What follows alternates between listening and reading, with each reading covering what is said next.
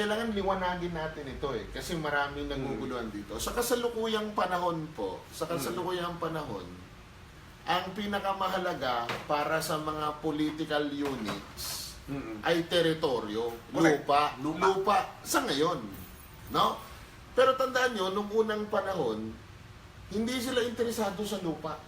Hindi sila interesado sa lupa kasi aanhin mo yung lupa kung wala namang taong tatao doon sa lupa. Actually, in fact, hindi nga personal ang lupa nun Correct. Ito ay communal. Kaway-kaway sa mga informal settlers, di ba? Ang mga informal settlers, makikita nyo, nandun sa ganong klaseng mentalidad.